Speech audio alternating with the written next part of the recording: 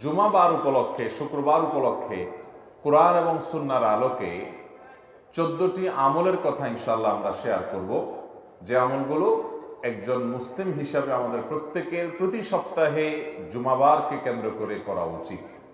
এই আমলগুলোর ভিতরে সর্বপ্রথম আমল হলো জুমাবারের মূল আমল, যে আমলকে কেন্দ্র করে পুরো বারের শ্রেষ্ঠত্ব নির্ধারিত, সে আমল অর্থাৎ জুমার সালাত আদায় করা, জুমার নামাজ পড়া।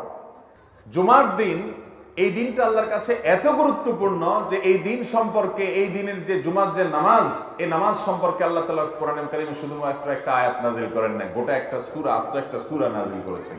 সূরার নামই দিয়েছেন সূরাতুল জুমআ। ইয়া আইয়ুহাল্লাযীনা আমানু, আল্লাহ সেখানে বলেছেন, হে ঈমানদারগণ, ইযা নুদিয়া লিস-সালাতি মিন ইয়াউমিল জুমআ, জুমার দিন যখন আযান দেয়া হবে, জুমার প্রতি যখন মুয়াজ্জিন আহ্বান করবে, ফাসআউ ইলা যিকরিল্লাহ, তখন আল্লাহর জিকিরের দিকে তোমরা দৌড়াও।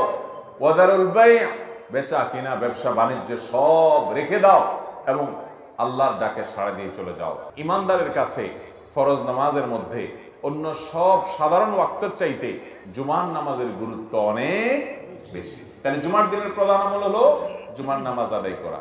সপ্তাহের মধ্যে যত দিন আছে এর মধ্যে সবচেয়ে সেরা শ্রেষ্ঠ দিন হলো এই দিনটা। এই জন্য জুমার নামাজ জন্য আগে আগে যাওয়া, এটা হলো জুমার দিনের প্রথম আমল।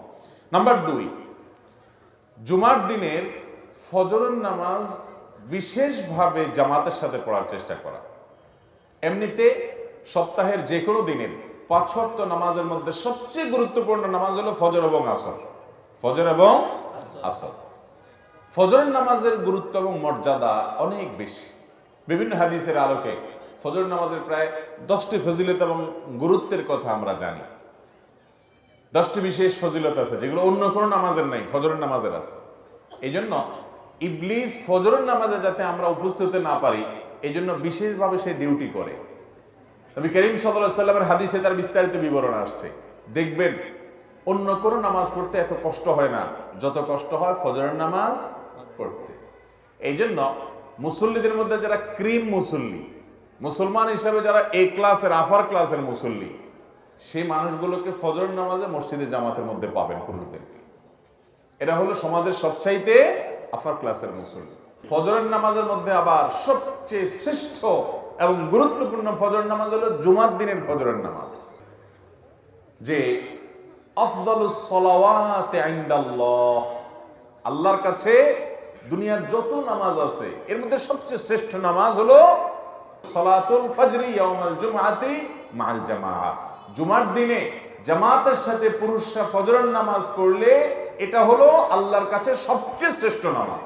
মুহতারাম হাজিরিন, তাহলে জুমার দিনের দ্বিতীয় আমল হলো এই দিনের ফজরের নামাজটাকে অন্য সপ্তাহের যে কোনো ফজরের চাইতে গুরুত্বপূর্ণ মনে করে কোনোভাবে এই দিনের ফজরের জামাত মিস হতে দেওয়া যাবে না। ঠিক আছে না? ইনশাআল্লাহ চ্যালেঞ্জ নিতে হবে। জুমার দিনের 3 নম্বর আমল হলো জুমার দিনের ফজরের যে নামাজ, এই ফজরের নামাজের কেরাতটা হবে অনেক লম্বা। প্রথম রাকাতে সূরা সাজদা তেলাওয়াত হবে আর দ্বিতীয় রাকাতে সূরা দাহার তেলাওয়াত হবে। বুখারী মুসলিম এক বর্ণনা করেছে যে নবী করিম সাল্লাল্লাহু আলাইহি সাল্লাম জুমার দিন ফজরের নামাজে, ফজরের ফরজ সালাতে তিনি ইমামতি করতেন, এই 2টা সূরা পড়তেন। এই 2টা সূরা দিয়ে নামাজ পড়লে মিনিমাম 20-30 মিনিট সময় লাগবে। আমরা মহল্লাবাসী যদি এরাদা করি যে সুন্নতটা সপ্তাহে একটা দিনই তো, ইমাম সাহেব যদি হাফেজ সাহেব হন, হাফেজ সাহেব না হলেও বলতে হবে ইমাম সাহেব আপনি সূরা সাজদাটা বড় সূরা একটু মুখস্থ করে নেন, সূরা দাহারটা মুখস্থ করে নেন। আমরা এই সুন্নতের উপর আমল করতে চাই, ইমাম সাহেবকে উৎসাহ দিয়া আমরা আমল করার চেষ্টা করবো না ইনশাআল্লাহ। নাম্বার 4, জুমার দিনের 4 নম্বর আমল হলো গোসল করা, সুগন্ধি লাগানো, মেসওয়াক করা।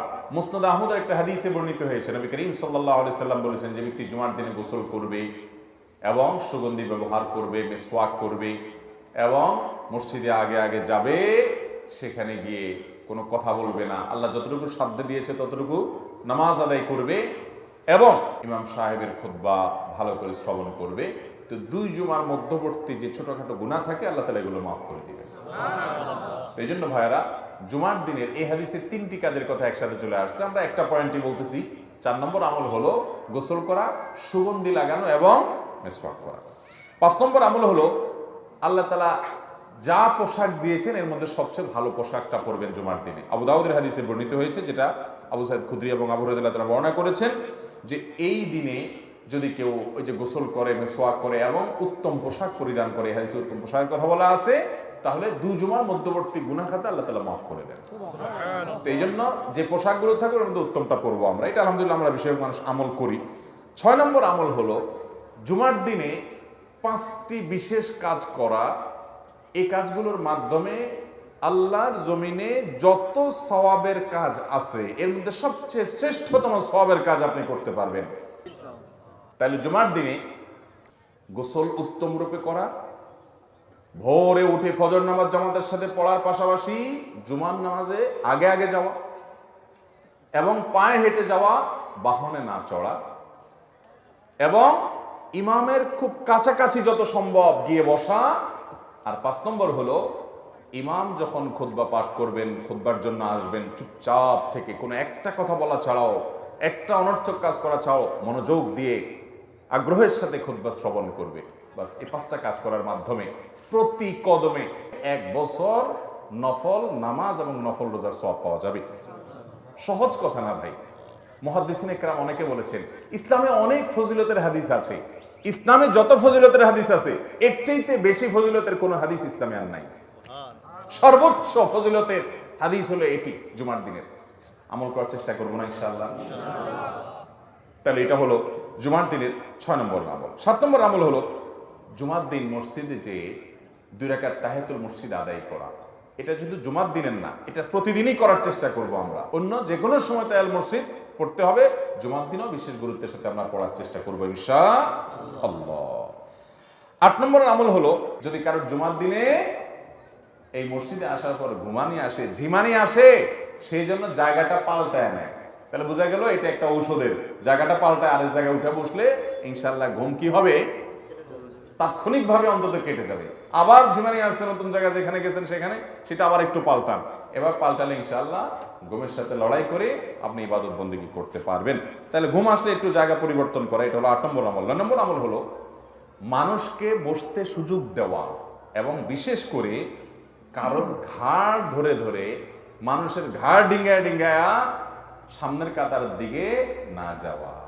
এই অপরাধটা নেতারা একটু বেশি করে, যারা একটু এলাকার নেতাগোতা থাকে ওনারা একটু বেশি করে, বাকি আমরা সুযোগ পাইলে কেউ ছাড়ি না, অথচ এটা খুব খারাপ জিনিস।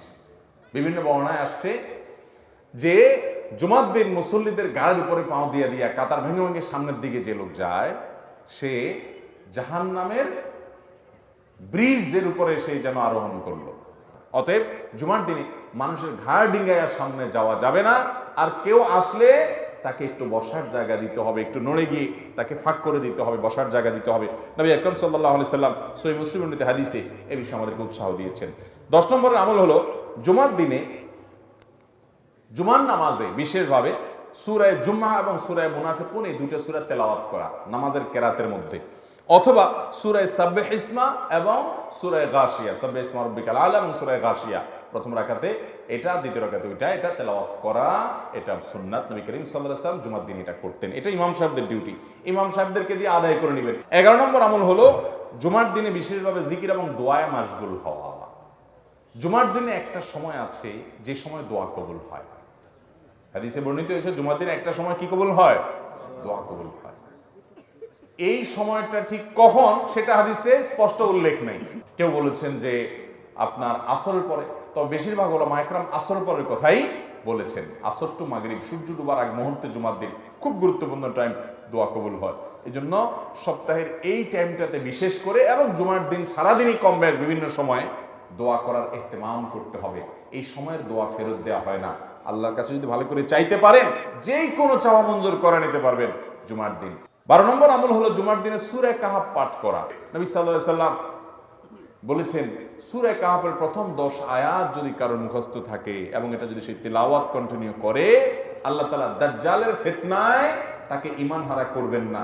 সে ওই ফিতনা ধরে ফেলতে পারবে যে আরে এটা তো সেই ফিতনা, আল্লাহ তাকে বাঁচায় রাখবেন। বেশি বেশি করে সূরা কাহাফ তেলাওয়াত করবেন। জুমার দিনে সূরা কাহাফ তেলাওয়াত যেন মিস না হয়, চেষ্টা করবেন ইনশাআল্লাহ। এটা 12 নম্বর আমল। 13 নম্বর আমল হলো জুমার দিনে দুরূদ বেশি বেশি করে পাঠ করা।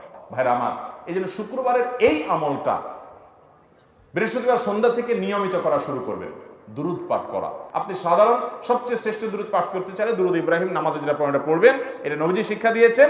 আর সবচেয়ে ছোট দুরূদ পারলে সাল্লাল্লাহু আলাইহি সাল্লাম পাঠ করবেন, বাস যথেষ্ট। আর মাঝামাঝি কোনো দুরূদ পড়তে চাইলে পড়তে পারেন, কিন্তু এই আকীদা বিশ্বাস রাখবেন না যে এটা এতবার পড়লে অমুক উদ্দেশ্যে সফল হবে, হান হবে, তান হবে। এগুলো সব মন গড়া, মানুষের নিজস্ব আবিষ্কার, হাদিস দ্বারা প্রমাণিত নয়। 14 নম্বর আমল হলো জুমার রাতে ঘুমাবেন এবং জুমার দিন খাওয়া দাওয়া করবেন। হ্যাঁ, যদি কারোর যে বললাম চান্দ্র মাসের 13টা 14-15 রোজার মধ্যে শুক্রবার পড়ে যায়, সেই হিসাবে তো আপনি রাখবেন। অথবা আগে পরে মিলে কেউ এই দিনগুলোতে রোজা রাখেন, তার কোনো ফরজ কাজা রোজা রাখার আর কোনো সুযোগ নেই শুক্রবার ছাড়া, তিনি রাখবেন। এছাড়া জুমার দিন এই জন্য ফজিলত মনে করে এই দিন রোজা রাখা যাবে, শুধু এই দিনটাকে আলাদা নফল রোজার জন্য নির্ধারণ করা যাবে না, কারণ এটা খুশির দিন। অতএব 14 নম্বর বলতে পারেন আমল হলো খাওয়া দাওয়া করা, জুমার রাতে একটু ঘুমানো। পুরো রাত ঘুমাবেন না, সম্ভব হলে তাহাজ্জুদের জন্য দাঁড়াবেন, আর ফজর তো অবশ্যই পড়বো। আমল করার চেষ্টা করবো না ইনশাআল্লাহ।